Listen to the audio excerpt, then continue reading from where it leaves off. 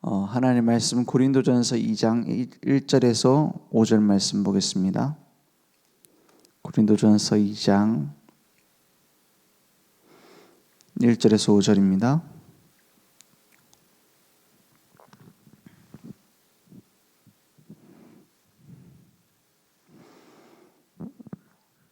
저와 여러분이 함께 한 목소리로 합독하겠습니다.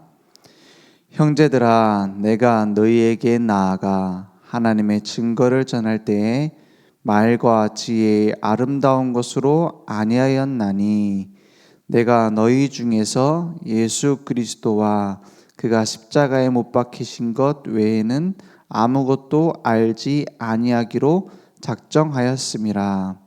내가 너희 가운데에 거할 때에 약하고 두려워하고 심히 떨었노라. 내 말과 내 전도함이 설득력 있는 지혜의 말로 하지 아니하고 다만 성령의 나타나심과 능력으로 하여 너희 믿음이 사람의 지혜에 있지 아니하고 다만 하나님의 능력에 있게 하려 하였노라. 아멘. 오늘 그리스도와 십자가에만 집중하고 흐름을 따르자 그랬어요. 전도자 바울이 늘 가지고 있었던 마음 중심이 뭐냐? 바울은요, 많은 지식을 가진 사람이었습니다. 많은 능력도 가진 사람이었어요. 그 열심으로 뭘 했느냐? 예수 믿는 사람들 잡아서 가두고 죽이고 이런 일을 했었어요. 그것이 하나님을 위하는 일이라고 생각했습니다. 그러던 어느 날 자기 지혜 지식으로 해결되지 않던 영적인 문제가 끝나는 날이 왔어요. 그게 언제냐? 다메섹에서 빛 대신 주님을 만난 겁니다. 우리가 가지고 있는 상식 지켜야 됩니다. 상식을 무시하면 비상식적인 인간이죠. 상식으로 해결되지 않는 문제가 있어요. 그게 영적인 문제입니다. 그 문제가 끝나는 날이 왔어요. 빛이 비춰졌을 때 바울이 뭐라 했습니까? 주여 누구십니까? 이러잖아요. 예수님 뭐라 합니까? 나는 네가 핍박하는 예수다 그랬어요. 그때 바울의 인생은 전환점을 맞았습니다. 그리고 나서 바울의 인생은 전도자의 인생이 됐어요. 생명의 복음을 전달하는 증인의 인생이 됐어요. 그러면서 바울이 가지고 있었던 그 오래된 체질, 지식인의 체질, 훌륭한 도덕적인 윤리를 잘 지켰던 그 체질이 바뀌어져서 복음을 위한 전도자의 여정이 됐어요. 그러니까 바울 입장에서는 이방인들 보면 얼마나 이해 안 됩니까?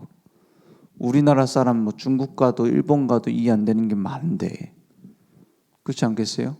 딱 고립돼 가지고 율법을 꼭 지켜야 된다. 2000년 전 아닙니까? 2000년 전 아니라 한 100년 전만 해도 태어난 데서 죽는 게 당연한 줄 알고 살았던 사람들 많아요.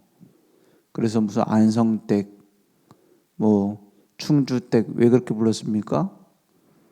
고향에서 그냥 늘 사는 게 당연한 거였어요. 그죠? 그런 시대가 얼마 전만 해도 있었는데 2000년 전이다? 그냥 어디 해외로 나간다 죽는 줄 알았어요. 근데 바울은 선교를 평생 했던 겁니다. 그러니까 가지고 있던 생각, 가지고 있는 틀 갖고 안 돼요. 늘 뭘 가지고 있었냐? 바울의 집중되어 있는 것은 그리스도뿐이었습니다. 왜 오직 그리스도인가? 그 답을 누리고 십자가의 복음에 집중했어요. 어떤 집중을 했느냐? 형제들아 2장 1절에 보니까 내가 너희에게 나아가 하나님의 증거를 전할 때 말과 지혜의 아름다운 것으로 아니하였나니 이랬어요. 말로 막 지혜롭게 논리적으로 잘 말한 게 아니에요. 내가 너희 중에서 예수 그리스도와 그가 십자가에 못 박히신 것 외에는 아무것도 알지 아니하기로 작정하였습니다. 바울이 어느 정도로 독하게 오직 예수를 했느냐?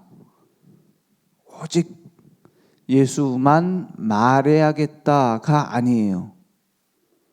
오직 십자가만 전해야겠다가 아니에요. 뭐라고 하죠? 아무것도 알지 아니하기로 작정했다, 이렇게 말해요. 아는 게 많았던 바울, 그걸 다 빌립보서 3장 8절에는 배설물로 여긴다고 했어요. 그것은 바울의 지식이 쓸모없다가 아닙니다. 바울은요, 로마 시민권을 많이 활용했어요, 선교하는데.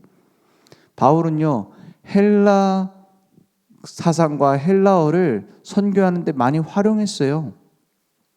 근데 그것은 영적인 문제 해결이 안 된다는 걸 알았어요.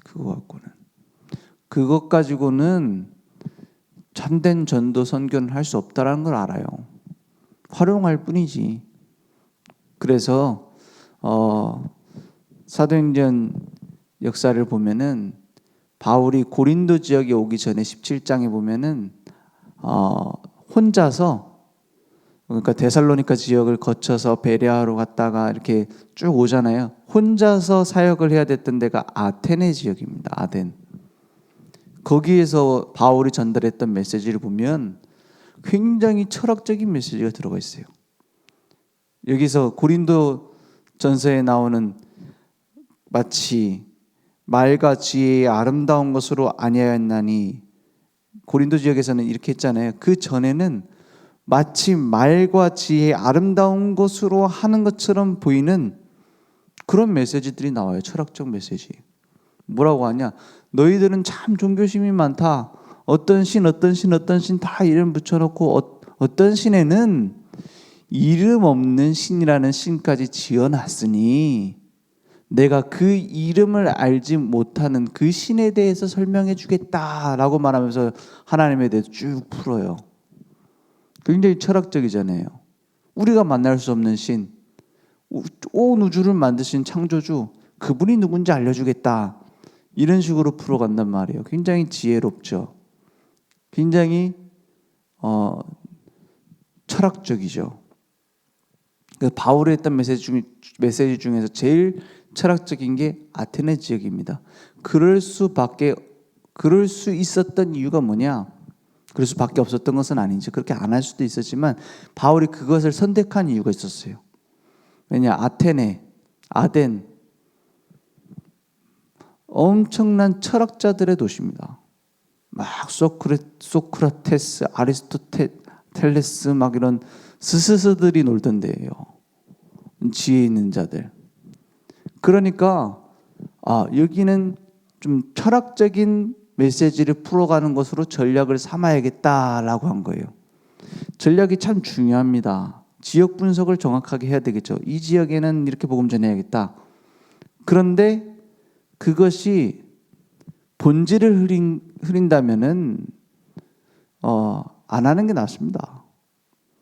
본질을 흐린다면, 본질을 벗어난다면은 이제 제대로 된 열매가 안 나게 돼 있죠. 그래서 바울이 선교했던 중에서 제일 열매가 없었던 것이, 많은 사람이 예수를 안 믿었다 이 말이 아니에요. 올바른 오직 예수하는 제자가 세워지지 않았던 곳이 아덴입니다. 그래서 철학의 도시 아덴을 떠나서 고린도 지역에 갔을 때에 브리스길라 아굴라 부부를 만나고 바울과 실라가 돌아오게 돼요. 그때 뭐라고 합니까? 하나님의 말씀에 사로잡혔다 이렇게 많이 나와요. 그래서 팀이 중요한 겁니다. 그래서 교회가 중요한 거예요. 심지어는 목회자인 저도 팀이 구성이 제대로 안 됐으면은 내 방식대로 할 수도 있어요. 그래서 얘기해 주는 게 중요한 겁니다. 같이 소통하는 게 중요하고 포럼이 중요하고, 말씀에 사로잡혔다고 했어요. 만남 속에서 뭐 그전에는 그러면 말씀이 전혀 없었냐? 그 말이 아니죠. 이 포럼들을 쭉 하지 않았겠습니까? 내가 아테네 지역에서 이렇게 말씀을 전했는데, 고린도에서는 그렇게 하면 안 되겠다고 생각했다. 그러니까 서로 그 말씀이 딱 통하는 거예요. 리듬이 딱 통하는 거예요. 그래서 팀이 중요한 거 아닙니까? 그래서 그때 했던 결단이 고린도전서 2장이라고 보면 돼요. 뭐라고 합니까? 내가 너희 중에서 예수 그리스도와 그가 십자가에 못 박히신 것 외에는 아무것도 알지 아니하기로 작정하였습니다. 우리가 알면 또 얼마나 많이 압니까? 십자가의 도가 멸망하는 자들에게는 미련한 것이고 구원받는 우리에게는 하나님의 능력이라.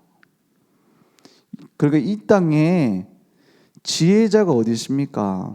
선비가 어디 있습니까? 하나님의 어리석음이 사람보다 지혜롭고 하나님의 약하심이 사람보다 강하다. 지난주 말씀이었어요. 그죠? 그걸 깨닫는 겁니다. 오직 그리스도. 십자가의 복음. 우리는 선포하는 겁니다. 좋은 메시지, 훌륭한 메시지. 사람을 혹하게 만들 수 있지만, 저거 대단하구나. 이럴 수 있지만, 살리지 못해요. 십자가의 복음. 그러면 앵무새처럼 했던 메시지 해서 또 하고 또 하고 또 하면 됩니까? 그 말이 아니죠. 어떤 성경을 읽어도 그리스도가 나와요. 어떤 말씀을 붙잡아도 그리스도가 남아요. 우리의 삶의 유일한 답, 예수 그리스도. 하나님 만나는 유일한 길, 마귀의 권세를 깨트리고 우리의 죄의 권세를 깨트릴 유일한 답, 그리스도. 성경 66권 전체가 얘기하고 있는 그리스도. 우리는 말해야 됩니다. 우리는 날마다 알아가야 합니다. 다른 것을 했기 때문이에요. 그래서 그리스도가 날마다 내게 새롭게 발견돼야 돼요. 그게 신앙생활입니다. 날마다 그리스도의 손에 붙잡혀야 돼요. 실수할 때마다 그리스도가 필요하구나. 연약한 자들을 세울 때마다 그리스도면 되는구나. 우리의 삶에 그리스도에만 집중하는 응답이 있길 원합니다. 그래서 저는 이번 주 말씀에서 제일 늘 알던 거지만 새롭게 붙잡아진 단어가 뭐냐? 십자가의 완전성입니다. 다 이루었다 했어요. 그 완전성을 놓치면 다른 무언가를 더하게 돼요. 우상 숭배가 뭡니까? 그리스도를 버리는 게 우상 숭배입니까? 다른 걸 섬기기 위해서 그리스도를 버리는 게 우상 숭배입니까? 아니에요. 그런 적은 진짜 몇 없어요. 아방 때 막 북이스라엘 이럴 때 몇 번이에요. 나머지는 전부 뭐죠? 우상 숭배? 여호와 하나님도 섬기고 다른 신도 조금 와서 믿으면 좀 더 도움되지 않겠나? 이게 우상 숭배입니다. 그게 우상 숭배예요. 복음에 조금이라도 더하는 게 우상 숭배입니다. 그게 우상 숭배라고 지금 성경에 쭉 나와 있잖아요. 사람 말이 옳습니까? 하나님 말씀이 옳습니까? 사람들이 보는 상식이 옳습니까? 하나님이 말씀하신 명령이 옳습니까? 예수가 그리스도심을 믿으면 끝나는 겁니다. 다 이루었다 했어요. 그래도 그렇지 사람들이 봤을 때 그렇게 되겠느냐? 사람들이 봐서 그래요. 진짜 그리스도를 만나면 우리의 영적인 문제 해결되게 되어 있습니다. 진짜 그리스도를 만나면 우리의 행실도 변화되게 되어 있습니다. 진짜 그리스도를 만나면 다른 사람 살리게 되어 있습니다. 진짜 그리스도를 만나면 교회도 하나님이 만들어가게 되어 있습니다. 진짜 그리스도를 만나면 우리 가정도 하나님이 변화시키게 되어 있습니다. 중요한 것은 다른 데 집중하고 다른 것을 더해서 그래요. 아니 저 사람 그래도 오직 예수하더니 막 이상한 짓 하던데요. 진짜 그리스도를 만나면 이라고 했어요. 그리스도를 이용하기 위해서, 사용하기 위해서 그것을 앞에 대고 자기의 문제를 합리화하는 것은 진짜 그리스도를 만난 게 아닙니다. 아니, 그러면은 구원 못 받습니까? 예수 믿으면 구원 받습니다. 하지만 자식이라고 다 효자인 건 아니에요. 불효자도 있죠. 그거는 자기가 곧 잘못된 것이지, 다른 아들들이 저 불효자를 쫓아내야 됩니다 라고 상소할 수는 없는 거예요. 그런 사람 100명 중 1명 있다 해가지고 우리가 전부 다 나쁜 놈들이다 라고 말할 수는 없는 거예요. 그죠? 우리는 하나님의 뜻을 위해 살아야 되는 겁니다. 우리는 모든 삶을 들여서 하나님의 영광을 위해 살아야 되는 거예요. 다른 것을 판단하고 죽이고 이럴 자격은 우리에게 없어요. 그러니까 무엇이 유익한가가 아니라 무엇이 복음인가를 생각해야 돼요. 무엇이 내게 조금 명예가 되느냐가 아니라 하나님의 영광을 위하여 그걸 생각해야 되는 겁니다. 그래서 십자가의 완전성, 거기에 딱 집중해요. 그리스도에게만 집중해요. 그러면 우리의 모든 흐름 바뀌게 되어 있습니다. 결국에는 승부는 하나님 손에 있어요. 사울 왕과 다윗을 보세요. 하나님 손에 있어요. 기회가 왔습니까? 죽일 수 있는 기회입니까? 아닙니다. 하나님 손에 있어요. 사울 왕 죽일 수 있는 기회에 다윗은 왜 버려버립니까? 그것을. 뭐 봐주는 게 좋은 거니까 이렇습니까? 그럼 다윗이 많은 전쟁에서 많은 사람 죽였어요. 사울 왕은 왜 못 죽입니까? 블레셋 사람들 막 죽여갖고 막 표피를 배우고 막 이렇게 하는데 하나님이 어떻게 보실까? 그게 중요한 거였습니다. 지금 일어나는 문제들, 내게 있는 상황들, 뭐가 중요합니까? 하나님이 어떻게 보실까? 그러면 일은 하나님이 바꾸게 돼 있어요. 흐름은 하나님이 바꾸게 돼 있어요. 그럼 우리는 그것 따라서 가는 겁니다. 그게 리듬이라고 하잖아요. 하나님이 바꾸시는 그 흐름을 따라서 가면 돼요. 그래서 그리스도께만 집중하면 24 구원의 축복을 누립니다. 감사, 감격, 감동. 25 성령의 역사 속에서 참된 응답이 보여요. 그러니까 미래가 하나님이 준비되어 있는, 하나님이 준비하신 그 미래가 우리에게 보이고 영원한 작품 남기게 되는 겁니다. 집중 속에서 흐름을 타게 되는 은혜 속에 들어가면 돼요. 그러니까 말씀 흐름, 기도 흐름, 전도 흐름, 무슨 말입니까? 흐름이 무슨 말입니까? 하나님이 원하시는 것을 딱 포커스 맞춰서, 초점을 맞춰서 그걸 따라간다 이 말이에요. 그러니까 우리의 삶에 늘 예배, 말씀, 기도 되게 돼 있어요. 리듬을 딱 타고 가게 돼 있어요. 예전에 그런 말 있잖아요. 기도줄 놓치면 안 된다 그러잖아요. 어떤 면에서는 하나님이 하시는 거 보고 따라가면 됩니다. 내가 내 인생을 살아가고 하나님이 도와주는 게 아니라 하나님이 내 인생을 살아가시고 우리는 그걸 따라가는 거예요. 그게 내게 딱 리듬이 되는 겁니다.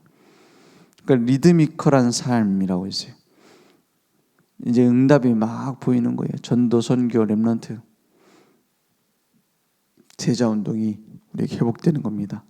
그래서 날마다 우리는 뭐 하면 되느냐? 그리스도의 비밀 속에 늘 새롭게 발견되면 됩니다. 하나님이 나와 함께 하시는구나. 하나님이 일을 만드시는구나. 하나님이 하나님의 계획을 이루시는구나. 그러니까 다윗을 보세요. 바울을 보세요. 문제가 문제 안 됩니다. 오히려 더 좋은 기회예요. 그래서 오늘 그리스도 십자가에만 집중하자 그랬어요. 자꾸 문제를 생각하다 보면 문제에 사로잡히죠. 사람의 뇌는, 사람의 마음은 마음대로 안 됩니다. 그래서 염려하지 말아야지라고 자꾸 생각을 하면은요, 염려가 더 돼요. 나중에 보태서 돼요. 염려를 안 해야 되는데 내가 염려하고 있다라는 그것까지 염려를 해요. 그래서 이 정신 문제 온다라는 것이 내가 스스로 잘 해결 안 돼. 그래서 정신과 가는 의사를 도움 받는 이유가 뭐냐? 염려 안 하면 되는데 염려를 자꾸 하고 염려에다가 염려를 또 덧붙이고 염려하고 있는 나 자신의 그 모습까지도 염려하고,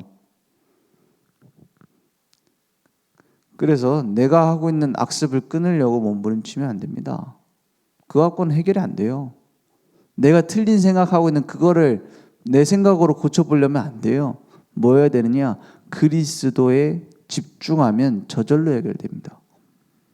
그리스도에 집중하면 어느 순간 벗어나게 됩니다.